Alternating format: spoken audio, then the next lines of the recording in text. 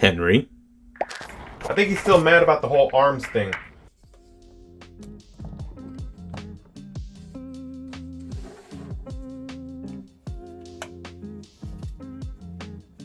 So today I'm going to be doing the second page to the bottomless pit. I debated whether I wanted to do one long video, but in the end I decided to do two separate videos. Now realistically I should have done both of them at the same time, but what are you going to do about it? So to start off this drawing, I'm going to be adding a little bit of a brown wash towards that bottomless pit page, and I'm going to be focusing on darkening up that side specifically and keeping the other side a little bit lighter, because I do want to transition to a lighter page, and I want to keep a very organic transition. So right here I'm adding on a second layer of wash, and that's just so that transition color looks really similar.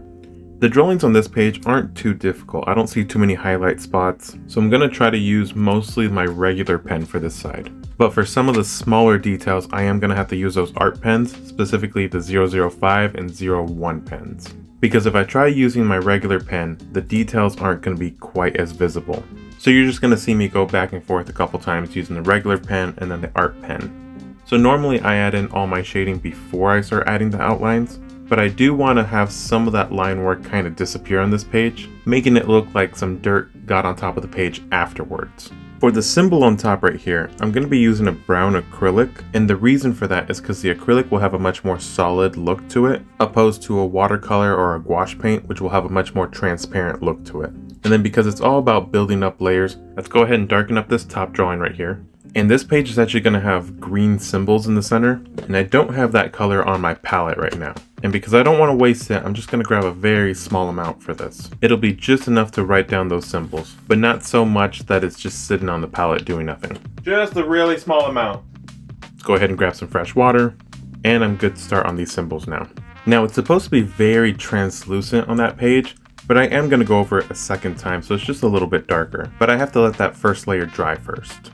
For this part, I'm thinking a regular red pen, that way I can smudge that paint a little bit. That way smudges like previous pages, like the gnome page, will also appear later down in other sections of the book. It's not a book, it's a journal! It's important to have a paper towel nearby, especially when doing this technique, because the longer that ink is wet, the more it's just going to keep disintegrating. So as you're wetting the ink, you do want to dry it relatively quickly, and then once you get your desired look, you want to hit it with a hairdryer. That way it'll lock in place. Just gonna use a scrap paper so it doesn't bleed anymore. Let's go ahead and add in the little notes that he wrote, using a smaller pen to write in those symbols so it matches the previous page. You'd be surprised how many pens I've gone through. And so on this page, he's basically talking about all the possibilities of what happens when you throw an item into the bottomless pit, and just how random it is at times.